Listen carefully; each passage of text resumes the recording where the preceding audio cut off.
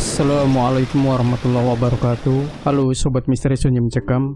Mudah-mudahan Anda masih terus setia bersama kami, channel yang setiap hari selalu menyuguhkan cerita-cerita misteri yang menarik. Dan kali ini kami masih akan melanjutkan sebuah kisah misteri yang berjudul Petualangan Dipta Tersesat di Desa Tumbal Lemah Mayit bagian 3. Sebuah keputusan yang berat ketika aku harus pergi meninggalkan tempat di mana aku terlahir hingga tumbuh dewasa. Namun aku tidak ingin membiarkan kematian Bara menjadi sia-sia. Ya, dia Bara, seorang aku dari semesta yang berbeda, semesta tempat sekarang aku berada. Cukup sulit meyakinkan Chandramukti untuk membawa aku ke semesta ini. Banyak yang perlu ia pertimbangkan. Namun setidaknya kami sepakat dalam satu hal, bahwa bencana gaib di semesta ini harus dihentikan. Waktuku tidak banyak, hampir mustahil bagiku untuk menyelesaikan apa yang sudah diperbuat oleh keris pusaka mayit itu sejak ia menipu Bara hingga menguasai alam gaib di tanah ini. Baru beberapa hari saja aku tiba di semesta ini, berbagai kejadian di luar nalar sudah membuatku menggelengkan kepala. Kalau di semestaku, mungkin mereka yang punya uanglah yang berkuasa. Tapi belum tentu itu berlaku di sini. Mereka yang menggadaikan Tuhannya dan menjalin perjanjian gaib dengan sekutu keris itu akan mendapatkan apa yang mereka inginkan. Bahkan orang-orang kaya di perkotaan pun tak lepas dari hal seperti ini. Ilmu klinik, peliharaan gaib, santet, pesugihan, hingga pengasihan mulai kembali menjadi hal yang kental. Tidak seperti yang terjadi di masa lalu, ketika manusia harus melakukan tirakat dan lelaku untuk mendapatkan ilmu. Di sini mereka hanya perlu meninggalkan agama dan mengikuti hasutan setan-setan yang semakin mudah untuk ditemukan. Ada sedikit distorsi ruang dan waktu saat aku tiba di semesta ini. Aku tiba di waktu yang sama saat Bara meninggalkan semesta ini. Itu artinya aku tiba beberapa tahun lebih cepat dibanding semestaku yang sebenarnya. Chandramukti tidak bisa menemaniku. Ia membawa Kliwon sebagai pembawa pesan yang menghubungkanku dengan semestaku. Untuk itu rencana utamaku adalah menemui seseorang yang mungkin bisa menghentikan perbuatan keris pusaka mayit ini. Dan kalau aku harus menduga siapa yang bisa, pikiranku segera tertuju kepada Danan. Membutuhkan waktu cukup lama hingga aku bisa menemukan Danan di sebuah desa yang bernama Desa Pulungrejo. Kehidupannya jauh berbeda dengan Danan yang kukenal, bahkan sifatnya. Bayangkan, seorang Danan yang biasa menjadi sosok bijak yang mengingatkan kenakalanku, kini justru berbanding terbalik. Ia sering bertingkah iseng, jauh sekali dari sosok Danan yang karismatik yang kukenal. Aku menemukannya sedang memanfaatkan kemampuannya untuk mencari uang. Ia pura-pura meminta syarat, menolong bocah yang juga pura-pura kesurupan, dan menggunakan uang itu untuk dirinya sendiri. Hampir saja aku menghampirinya dan memberinya pelajaran. Namun aku menahan diri ketika melihatnya masih memiliki niat baik untuk menyadarkan anak perempuan itu. Walau memiliki perangai yang berbeda, ternyata Danan di desa ini masih diterima baik oleh warga. Keberadaannya pun diandalkan untuk menangani keberadaan makhluk-makhluk gaib yang mencoba mengganggu desanya. Aku merasa ia masih ingin menjaga agar desanya tak terjerat dalam tipu daya iblis. Saat memperhatikan Danan di semesta ini, aku mulai menyadari apa yang membuatnya seperti itu. Kematian Pak Lek, Pak Depisma, dan hilangnya Bude Kirana membuatnya terpaksa bertahan hidup seorang diri. Hal itu juga yang terjadi padaku dulu, hingga terbiasa mencari perhatian dengan hal-hal bodoh. Walau begitu, Danan tetaplah Danan. Ia tetap dapat diandalkan ketika dibutuhkan. Danan Jaya Sambara di semesta ini mewarisi dua keris pusaka milik leluhur Sambara, keris Raga Sukma dan keris Sukma Geni, yang seharusnya dimiliki oleh Pak Lek. Sayangnya, ia belum sepenuhnya mendapat pengakuan kedua pusaka itu. Namun ketika ia mampu menggunakannya, mungkin itulah versi terkuat Danan yang pernah kulihat. Memangnya apa yang berbeda antara semesta ini dan semestamu, Cahyo? Tanya Danan yang baru saja selesai memanaskan air dari sungai untuk membuat kopi yang hanya tersisa beberapa saset di persediaan kami. Sama saja sebenarnya. Kota-kota besar tumbuh semakin pesat dan hutan-hutan semakin terkikis. Hukum yang tidak jelas berpihak kepada siapa, hingga orang-orang yang mengejar hasrat panahnya masing-masing. Yang berbeda, di semestaku masih bisa dengan bebas menganut agama dan kepercayaannya masing-masing. Di semesta ini, bahkan sangat sulit aku menemukan tempat ibadah, ucapku. Kalau di ibu kota masih banyak, Mas. Cuma udah gak sama kayak dulu lagi. Masjid mulai sepi, bahkan kadang tidak ada yang mengumandangkan adzan. Tempat ibadah agama lain pun jauh lebih mengenaskan. Jelas Dipta. Sungguh sedih aku membayangkan jika hal ini terjadi di semestaku. Godaan setan-setan itu memang sulit untuk ditolak. Dan ketika semakin banyak orang yang melakukannya, dosa itu akan dianggap sebagai hal yang biasa. Yang membuatku semakin merasa sesak adalah ketika aku mengingat bahwa sebagian besar dari kekacauan ini adalah diriku dari alam ini. Mas Cahyo dan Mas Danan kenapa bisa sampai di desa ini? Gak mungkin terjebak sepertiku kan? Tanya Dipta. Aku mengingat beberapa waktu kebelakang di mana aku dan Danan memutuskan untuk melakukan perjalanan. Kami mencari petunjuk mengenai keberadaan keris pusaka mayit untuk menghentikan pengaruhnya di tanah ini. Kami tahu hal itu tidak mudah karena ia sudah membentuk sekutu-sekutunya yang menguasai banyak wilayah. Sudah beberapa tempat keramat kami datangi, namun tempat-tempat itu tidak lebih dari tempat yang dikuasai oleh sosok makhluk pencari tumbal, tidak lebih. Ini desa kesekian yang kami datangi, Mas. Kami mencari petunjuk apapun tentang keris pusaka mayit, dan untung saja Danan nemuin gulungan itu, yang artinya desa ini memang memiliki hubungan dengan keris itu. Jelasku. Terus, kalian mau ngapain setelah tahu dari gulungan lontar itu? Danan mendekat mengantarkan kopi untuk kami berdua. Ibarat keris itu adalah mesin. Desa ini tuh penghasil bensinnya, Mas. Kalau kita bisa menghentikan ritual dan menyadarkan warga, keris pusaka mayit itu akan kehilangan desa penghasil demit yang akan menjadi anak buahnya. Danan menjelaskan pada Dipta. Dipta mengangguk mengerti. Tapi maaf nih, Mas. Saya nggak punya ilmu kanuragan kayak kalian berdua. Saya mungkin akan jadi beban di sini, ucap Dipta. Aku menyeruput kopiku dan menikmati sejenak suasana tenang di siang hari ini. Gak gitu, Mas Dipta. Setiap manusia memiliki perannya masing-masing.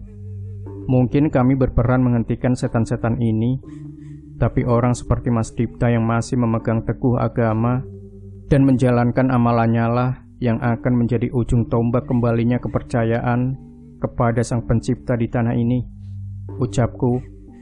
Setuju, gak gampang untuk terus taat beribadah di tengah cemoohan orang-orang, tambah Danan. Setelah menikmati perbincangan singkat itu, sekali lagi kami berjalan-jalan memperhatikan desa itu. Berkali-kali diperhatikan pun, desa itu tetap terlihat seperti desa-desa dengan warga yang ramah dan rukun. Dipta masih memandang dari jauh sosok Asri yang ternyata jauh dari bayangannya. Sepertinya ia sempat menaruh hati. Terus kita harus gimana, Cahyo? Tanya Danan. Di pemakaman tempat ritual itu, pasti ada sesuatu yang berhubungan dengan keris pusaka mayit. Pasti ada sesuatu yang menghubungkan desa ini dengan pusaka itu. Kita coba cari tahu dulu, jawabku. Setauku, pemakaman itu dijaga, sebut Danan lagi. Ya, itu memang harus kita pikirkan. Kami menghemat tenaga dengan beristirahat di siang hari, dan setelah menyelesaikan kewajiban kami di waktu maghrib, kami pun mulai bergerak ke arah pemakaman. Dari jauh kami memperhatikan kuburan-kuburan dengan satu jenis batu nisan. Namun untuk kuburan-kuburan baru, mereka menutupinya dengan tirai bambu. Yang membuatku sedikit terganggu adalah keberadaan tengkorak manusia yang tidak dikubur dan hanya diletakkan begitu saja di atas kuburan tubuhnya. Sama sekali tidak ada penerangan di tempat ini. Dengan sebatang obor kami mengelilingi pemakaman, mencoba mencari petunjuk. Aku tak bisa membayangkan warga desa benar-benar berpesta di tempat mengerikan ini. Di tengah-tengah pemakaman ada tumpukan batu yang menjadi tempat di mana mereka menyajikan mayat. Ada sisa-sisa tambang menggantung di pohon tempat mereka menggantung kepala dari mayat yang disajikan. Ini patung apa? Bentuknya mengerikan begini. Tanya Dipta yang melihat sebuah patung di punden berundak tempat warga melakukan pemujaan. Sesembahan mereka. Mereka menyembah sesuatu yang dianggap sebagai perwujudan dari sisi gelap dewa. Jawab Danan. Mereka disesatkan oleh sosok yang mengaku dewa ini. Dipta membuat kesimpulannya sendiri. Para penganut kepercayaan yang memuja dewa-dewi pun pasti juga akan bertentangan dengan ritual ini. Tambahku, kami melanjutkan pencarian kami di pemakaman itu. Sepertinya satu malam tidak akan cukup jika kami harus mengecek semua nisan yang ada di tempat ini. Apa yang kalian lakukan di tempat ini? Tiba-tiba terdengar suara dari belakang kami bertiga. Aku menoleh dan seorang kakek tengah berdiri di sana memperhatikan kami. Bagaimana mungkin aku tidak menyadari keberadaannya? Enggak, Mbah. Kami cuma ingin tahu saja, jawabku. Kalian bukan dari desa ini. Berani-beraninya kalian, ucapnya dengan raut wajah marah. Iya, Mbah. Maaf, kita pergi, ucap Danan yang segera menarikku dan Dipta. Kami segera melangkahkan kaki keluar dari situs pemakaman itu. Tapi ternyata niat kami tidak berjalan semulus itu. Tiba-tiba obor kami mati begitu saja. Danan mencoba menyalakannya. Namun batang koreknya enggan menyala. Kami pun segera sadar bahwa kakek itu melakukan sesuatu. Kami menoleh kembali ke arah sang kakek penjaga makam itu. Dan saat itu kami sadar kakek itu bukan kakek biasa. Desa ini dipenuhi oleh orang-orang baik. Tapi kami punya aturan untuk pendatang. Menjadi bagian dari desa ini atau menjadi penghuni pemakaman ini. Mendengar ucapan itu, Dipta terlihat panik. Sepertinya juga tahu bahwa ucapan itu bukan ancaman semata. Itu Mas, di belakang kakek itu. Dipta menyadari sesuatu yang membuatnya semakin pucat. Di belakang kakek itu, samar-samar mulai bermunculan sosok pocong yang menyebar di antara pepohonan. Pocong itu semakin menyebar ke seluruh hutan, seolah berniat mengepung kami. Mereka adalah pendatang-pendatang seperti kalian yang menolak menjadi bagian dari kami. Sial, sepertinya kami tidak bisa menyelesaikan masalah ini secara tenang. Kita bakal jadi kayak mereka? Tanya Dipta yang ketakutan. Mendengar itu Danan pun meraupkan tangannya ke wajah Dipta. Ngawur kamu. Mana ada manusia yang mempertahankan keyakinannya pada Gusti Allah, matinya jadi arwah gentayangan, ucap Danan. Dengerin tuh Mas, jangan terkecoh sama jin yang mengambil wujud manusia, tambahku. Dipta mengangguk mencoba mengerti ucapan kami. Tapi sepertinya ucapan itu tidak mengurangi sedikit pun rasa takutnya. Yaudah, terus ini gimana? Ucap Dipta. Nan, urusin, perintahku. Danan pun mengeluarkan kedua keris andalannya dan berjalan mendekat ke kakek itu. Ia meneteskan darahnya pada keris sukma geni dan membiarkan api putih membara. Biar aku yang menghabisi mereka. Danan mengambil posisi untuk melayang meninggalkan tubuhnya. Inilah kehebatan Danan di semesta ini. Ia bisa menggunakan kedua pusaka itu secara bersamaan. Buah! Tubuh Danan terjatuh tersungkur di tanah. Aku melongo melihat kelakuannya itu. Nan, yang bener kamu? Tanyaku. Diem, gak usah ketawa, teriak Danan. Aku menepuk dahiku melihat kelakuan Danan. Aku tak menyangka ia akan berulah di saat seperti ini. Sudah, simpan saja pusakamu itu. Biar aku yang urus mereka, ucapku. Kakek penunggu makam itu pun semakin kesal melihat kami.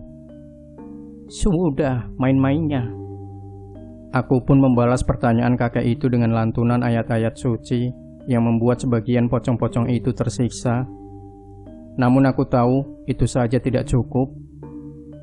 Kakek itu marah ketika setan-setan yang ia panggil mulai terbakar dan merintih. Ia memerintahkan pocong-pocong itu untuk menyerang kami.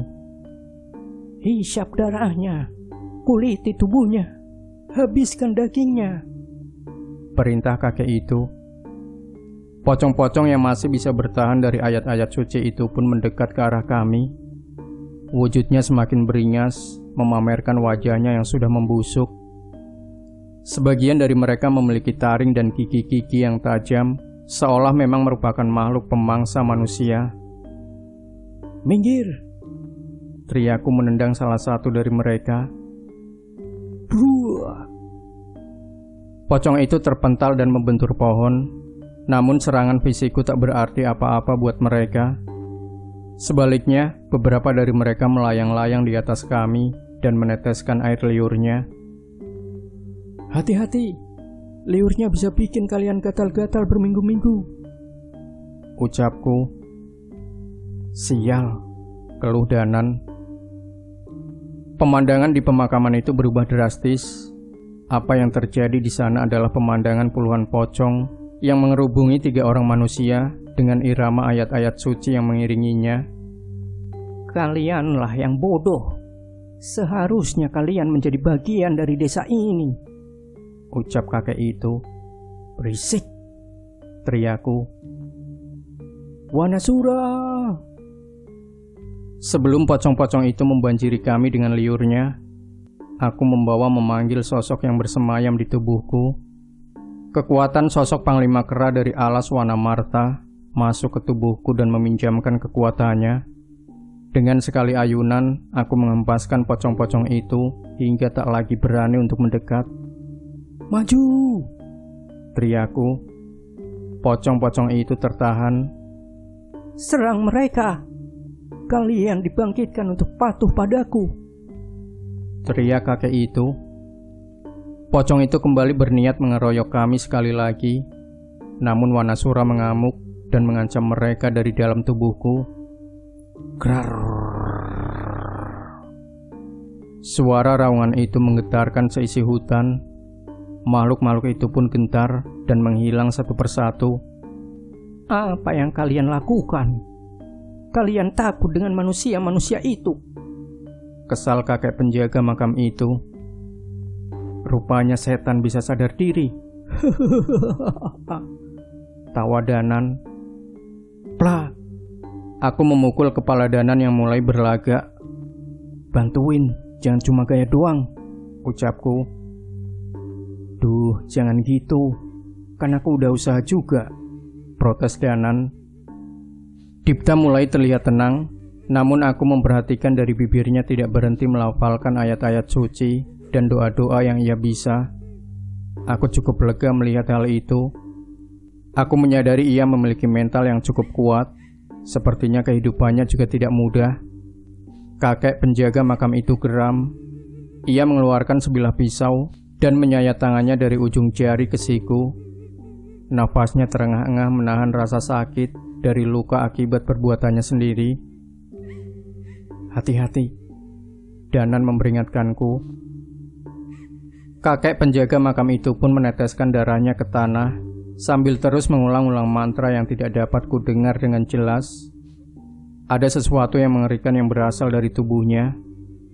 Saat itu aku dan Danan mengambil posisi di depan Dipta, bersiap akan hal mengerikan yang akan muncul dari kakek itu. Tapi sebelum sosok itu muncul, tiba-tiba asap hitam mengepul menyelimuti kakek itu.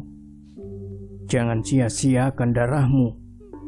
Suara yang terdengar begitu berat pun muncul bersama asap hitam yang menghisap tubuh kakek penjaga makam itu. Aku dan Danan bingung dengan apa yang sebenarnya terjadi. Namun saat asap itu menghilang, sosok kakek itu sudah tak ada lagi di tempatnya. Cahyo, itu apa? Danan tak mengerti dengan apa yang terjadi. Embunan, sepertinya ada sosok yang lebih mengerikan di belakang kakek itu, jawabku. Saat itu aku dan Danan memastikan bahwa sudah tidak ada lagi sosok yang mengancam di pemakaman itu. Entah apa yang dipikirkan oleh Dipta. Saat itu tiba-tiba ia berjalan ke salah satu makam dan membersihkan batu nisannya. "Di sini, Mas," ucap Dipta tiba-tiba. Aku mendekat ke arah nisan itu dan ada sebuah lambang tergambar di sana. Nisan ini terlihat sangat tua dan berbeda dengan batu nisan lainnya. "Apa maksudmu, Mas?" tanyaku. "Di sini dikuburkan jasad pertama yang menjadi inang pusaka mayit itu," jawab Dipta. Aku dan Danan saling berpandangan, menerka bagaimana Dipta bisa menebak keberadaan jasad itu. "Mas tahu dari mana?" tanyaku. "Tadi saat pocong-pocong itu menyerbu kita, aku merasa ada suara yang berbisik ke arahku. Aku mencari suara, dan ternyata suara itu berasal dari pocong yang berdiri di atas kuburan ini," jelas Dipta. "Suara?" Aku masih bingung. Dipta mengaku mendengar suara dengan bahasa yang tidak jelas. Namun entah mengapa ia mengerti bahwa suara itu menjelaskan tentang keberadaan jasad dari sosok itu sebagai korban pertama keris pusaka mayit. Sepertinya aku tidak punya pilihan lain selain mempercayai ucapan Dipta. Yang bisa kami lakukan hanya mencoba menggali kuburan itu, melihat apakah isi dari makam ini sesuai dengan apa yang ia katakan. Benar saja, setelah cukup lama menghabiskan waktu menggali gundukan itu dengan tangan kosong, kami menemukan sebuah jenazah yang hanya tersisa tulang belulang yang menghitam, namun terlihat bekas luka di tulang yang seharusnya melindungi jantungnya itu. Tapi kami tidak menemukan tengkorak dari jasad ini. "Terus kita apakan jenazah ini?" tanya aku pada Dipta. Dipta menggeleng. Wajahnya juga terlihat bingung. "Nggak tahu, Mas. Hanya petunjuk tentang keberadaan jasad ini saja yang kudapatkan," balas Dipta. Dipta tidak berbohong. Sepertinya ia memang tidak mengetahui apa-apa tentang apa yang harus kami lakukan dengan jasad ini. Setidaknya pasti ada petunjuk dari jasad Bus. Belum sempat Danan menyelesaikan ucapannya, tiba-tiba keris sukma geni menyala dan api putih muncul menembus warangkanya. "Nan, keris sukma genimu?" Aku mempertanyakan fenomena itu. "Sudah terlambat, setannya sudah pergi baru nyala." Danan mengumpat keris pusaka peninggalan Pak Le itu. Jelas ia merasa kesal saat kami membutuhkan kekuatan kedua pusaka itu. Ternyata pusaka itu enggan mematuhi Danan, dan sekarang tiba-tiba api putih keris sukma geni menyala.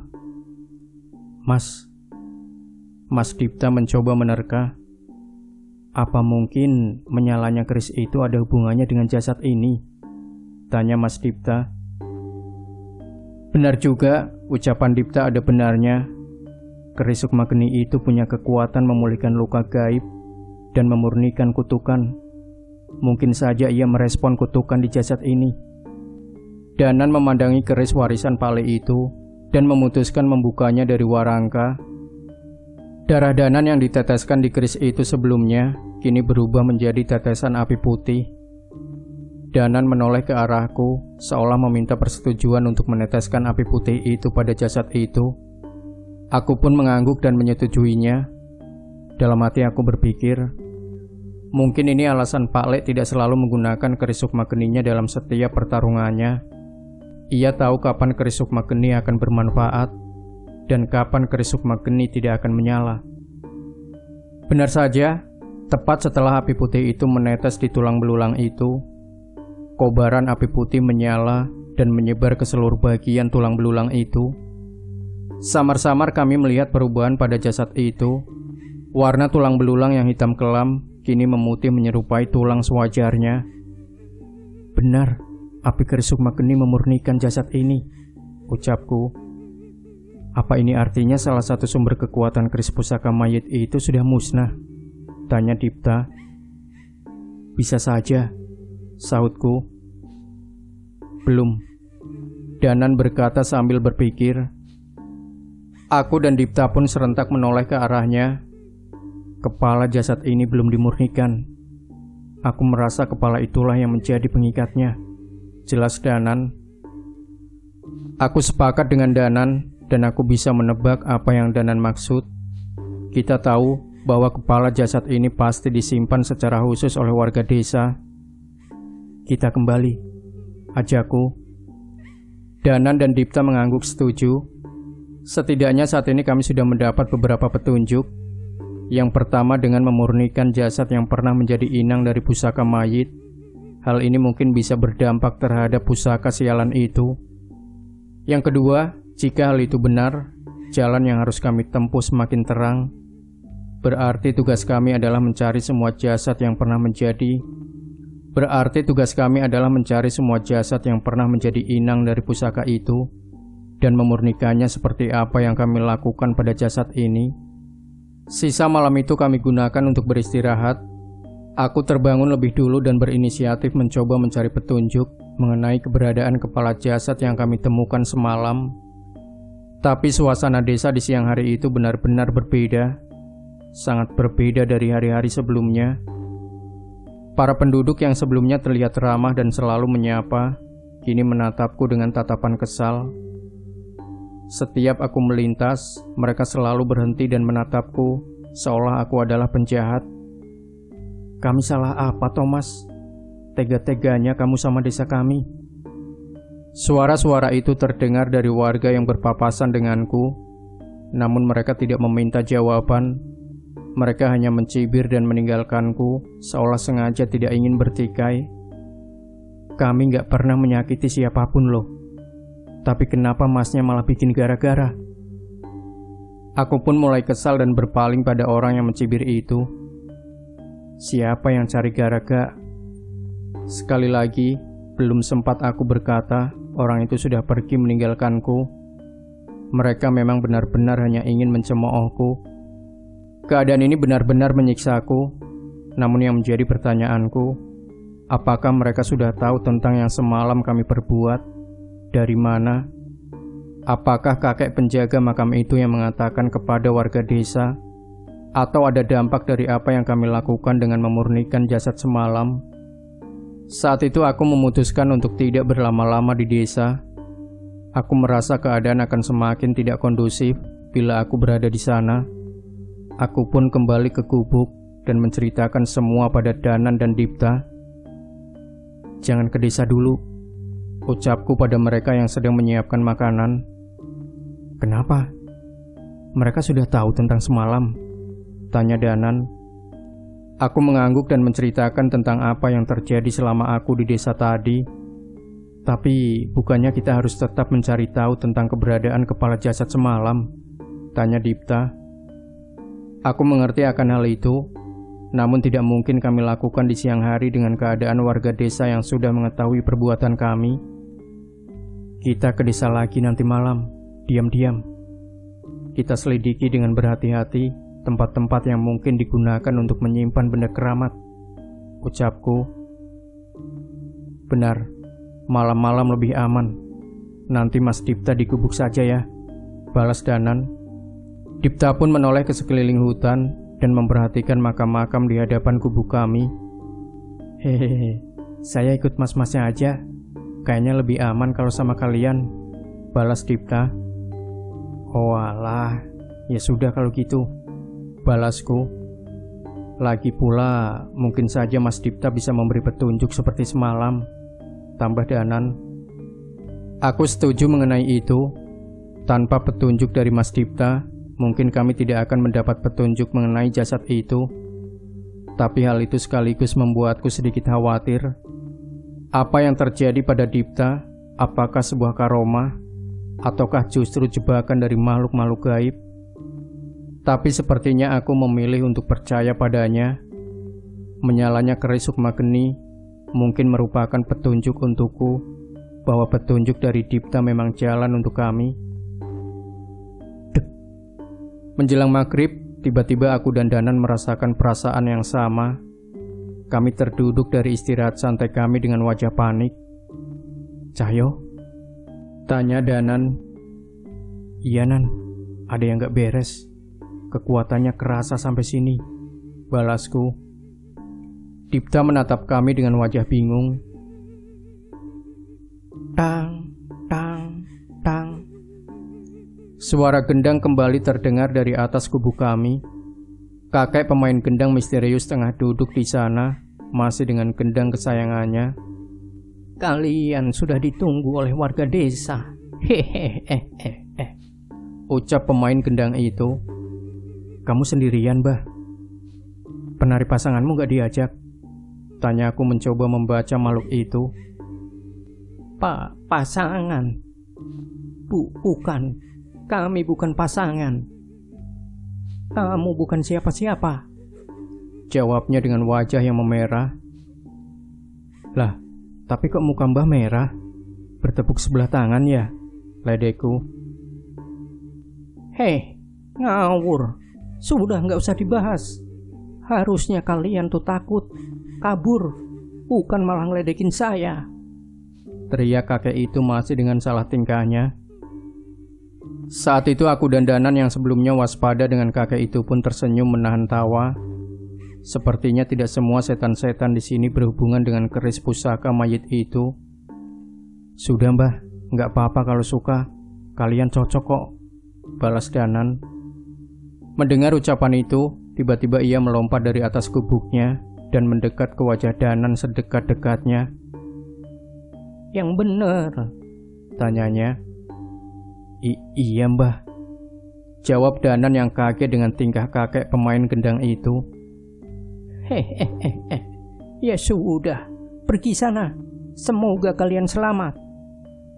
Tang, tang. Kakek itu pun pergi meninggalkan kami sambil memainkan gendangnya. Wajahnya yang sebelumnya menyeramkan, kini berubah seperti anak kecil yang salah tingkah. Bahkan beberapa kali ia berhenti dan tertawa sendiri, seolah membayangkan dirinya bersanding dengan penarinya itu, sang penari tanpa kepala. Sumpah aku merinding membayangkan keberadaan pasangan yang seperti itu. Tapi bila itu merupakan hal baik, kenapa tidak? Kami memang sengaja menunggu ketika langit benar-benar sudah menjemput gelapnya. Ketika kakek itu memberitahu kami sudah ditunggu, itu berarti kami akan memasuki sebuah tempat yang mungkin merupakan perangkap yang membahayakan nyawa kami. Aku dan Danan berusaha menenangkan diri dan memohon perlindungan kepada Sang Pencipta atas apa yang akan kami hadapi malam ini. Hal utama yang kutakutkan bukanlah keberadaan sosok dengan kekuatan mengerikan itu, tapi ketika kami harus berhadapan dengan warga desa. Adu ilmu dan baku hantam dengan setan mungkin bukan masalah untukku. Namun ketika kami harus berhadapan dengan sesama manusia dan berpotensi melukainya, itu pilihan yang amat sulit. Rumah-rumah di desa terlihat sangat gelap. Cahaya obor dan lampu-lampu kecil berkumpul di satu tempat dan seolah membentuk sebuah jalan untuk menyambut kami. Sial, semua warga desa berkumpul di pinggir-pinggir jalan sambil memandangi kami dengan ketus. Mas, mereka kenapa, Mas? Bisik Dipta. Udah diem aja, jangan direspon. Pura-pura gak lihat aja, balas Danan. Dipta setuju dan mengangguk. Namun baru berjalan beberapa langkah, Dipta terhenti. Ada seorang perempuan yang menghadang kami di depan. Asri? Tiba-tiba wajah Dipta berubah. Terlihat ia sangat diliputi kebingungan. Dalam sekejap aku menduga bahwa Dipta sempat memiliki perasaan khusus dengan Asri. Asri salah apa, Mas Dipta? Kenapa Mas Dipta begini? Ucap Asri. Tapi belum sempat Dipta menjawab pertanyaan Asri, Danan menahan Dipta untuk menjawab Asri. Kamu sudah melihat dengan mata kepalamu sendiri. Jangan sampai kamu ragu, Mas, ucap Danan. Aku yakin setelah ucapan Danan itu, pikiran Dipta kembali kepada kejadian di mana ia melihat ritual di pemakaman dan apa yang Asri lakukan di sana. Namun saat aku melihat Dipta menarik nafas dan mengembuskan nafasnya dengan lega, aku menduga ia sudah mulai tenang. Tuhan Mas gak akan mengizinkan kita bersama jika kamu masih hidup dengan cara ini, balas Dipta dengan wajah yang lebih lantang. Maksud Mas, Asri hina? Perempuan itu mulai memasang wajah sedihnya. Menerima kekurangan ataupun masa lalu Asri bukan hal yang sulit. Waktu bisa membantu Mas untuk menerimanya, tapi Mas tidak bisa menerima ajaran sesat yang sudah mendarah daging pada dirimu dan sosok yang kalian puja. Balas Dipta tegas. Bagus Dipta, itu baru cowok, ucapku sambil menepuk bahu Dipta. Asri pun menggunakan senjata terakhirnya sebagai seorang perempuan dan menangis di hadapan kami. Namun dengan hati yang teguh, kami melangkah melewatinya begitu saja. Mas, biasanya aku yang ditolak Mas. Akhirnya sekarang aku bisa nolak cewek, bisik Dipta pada Danan. Plak, ngawur kamu, itu bukan prestasi, ucap Danan sambil memukul kepala Dipta. Aku tahu pernyataan Dipta itu bukan berarti ia ingin menyombong. Ia hanya ingin mengalihkan suasana yang sangat aneh ini. Kalian mencari ini kan? Seorang nenek melangkah di depan sebuah kuil batu tempat warga desa menggiring kami. Ya, benar. Itu adalah yang kami cari. Kepala tengkorak yang sudah menghitam. Nenek itu juga tidak asing. Ia adalah Mbak Yasmin yang rumahnya sempat menjadi tempat tinggal Dipta saat sampai di desa ini. Serahkan pada kami, Mbah. Kami tidak ingin berseteruan, ucapku. Anak-anak kurang ajar. Benda ini bukan milik kami. Mintalah sendiri pada yang punya, balas Mbak Yasmin sambil meletakkan tengkorak hitam itu di tingkat teratas kuil batu. Sudah kuduga hal ini akan terjadi. Kami harus berhadapan pada sosok yang bertanggung jawab atas kepala tengkorak itu. Tiba-tiba tanpa ada tanda-tanda apapun, seluruh warga desa berlutut dan mengatupkan tangannya di depan dahinya. Mereka semua berlutut dan mengarah ke kuil tersebut. Kami mohon keadilan demi warga kami yang tidak bersalah, ucap Mbah Yasmin yang diikuti dengan serangkaian doa-doa yang lebih mirip dengan mantra yang diucapkan oleh seluruh warga desa tanpa terkecuali. Ini pertama kalinya aku merasakan perasaan seperti ini. Di tengah seluruh warga desa yang melantunkan mantra-mantra dan api obor yang mengelilingi kami, seolah saat ini kami sedang berada di tengah-tengah ritual yang sangat besar. Tidak bersalah. Kalian benar-benar tidak merasa ada yang salah dengan kepercayaan dan ritual kalian, ucap Danan. Tidak ada yang menggubris ucapan Danan. Warga desa hanya berfokus pada ritualnya itu tanpa terganggu sama sekali. Seras. Seiringan dengan mantra-mantra yang diucapkan warga desa, perlahan mulai muncul sosok-sosok pocong yang pernah kami lihat di pekarangan rumah Mbak Yasmin. Sayangnya tak hanya itu, langit malam pun mulai dipenuhi roh-roh yang melayang-layang menutupi cahaya rembulan. Kalian akan menjadi bagian dari mereka, ucap Mbak Yasmin. Sayangnya setan-setan itu bukan hidangan utama kami. Sosok-sosok mengerikan itu hanya penonton untuk kemunculan makhluk yang muncul dari kepungan asap di dekat kuil. Aku dan Danan sudah bersiap menghadapi makhluk apapun yang muncul. Mas, kalian keterlaluan. Sakit, tolong. Di tengah kepulan asap itu, tiba-tiba terdengar suara yang tidak asing. Mas Karto? Mas Yatmo? Wajah Dipta terlihat pucat. Ada sosok makhluk yang tingginya melebihi rumah-rumah warga. Sosok itu muncul dari kepulan asap itu. Namun yang membuat Dipta pucat bukan itu. Di tangan makhluk itu ada kepala Mas Karto, Mas Yatmo, dan Paidin. Walau sudah terpisah dari tubuhnya, kepala itu masih hidup dan merintih. Ini karena kalian, ucap kepala Paidin. Brengsek, apa yang kau lakukan pada mereka? Teriakku. Ini salah kalian, teriak salah satu warga. Karto harus menanggung akibatnya karena membawa dia ke desa ini. Mengerikan, rupanya mereka bertiga diminta pertanggungjawaban karena mengantarkan Dipta ke warga desa ini. Mereka harusnya bahagia. Mereka disempurnakan lebih dulu dari kami, ucap Mbak Yasmin. Tidak, mereka benar-benar tidak waras. Otak mereka telah dicuci seumur hidup mereka, sehingga keberadaan setan-setan ini dan perbuatan kejam ini menjadi hal yang wajar di mata mereka. Hentikan perbuatan kalian. Danan yang sudah tak mampu menahan emosinya pun menjatuhkan tubuhnya begitu saja dan melepaskan sukmanya menuju arah makhluk hitam penguasa desa ini. Serat. Dengan melampiaskan amarahnya, Danan menyerang tepat ke jantung makhluk itu dengan keris raga sukmanya. Beruntung kali ini keris raga sukma mau mengikuti kehendak Danan. Sayangnya serangan itu sia-sia. Serangan Danan tembus begitu saja dan tak melukai sedikit pun makhluk hitam itu. Hanya yang berhati bersih dan berhati suci yang mampu menyentuh Sang Hyang Pawana, ucap Mbak Yasmin. Sang Hyang, yang benar saja, protes Danan. Aku pun penasaran dan memanggil Wanasura untuk membantuku menyerang sosok itu. Dan benar saja, seranganku tak mampu menyentuh sosok itu. Aku pun mencoba mengambil ketiga kepala warga desa itu. Aku berhasil menyentuhnya, namun tidak berhasil mengambilnya.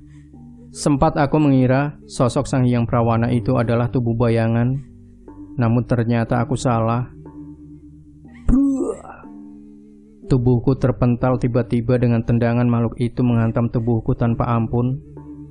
Beruntung Wanasura sedang merasuk. Jika tidak, tulang-tulangku mungkin sudah hancur. Cahyo.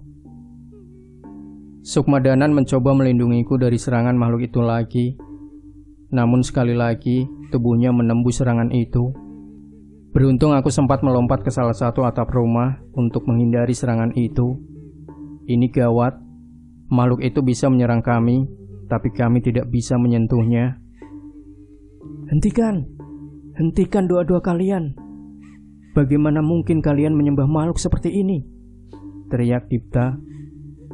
Sepertinya ia menyadari bahwa keberadaan makhluk ini berhubungan dengan doa-doa dan mantra-mantra yang ia baca. Sayangnya, setan itu pun mulai mengincar Dipta. Setan brengsek, aku lawanmu.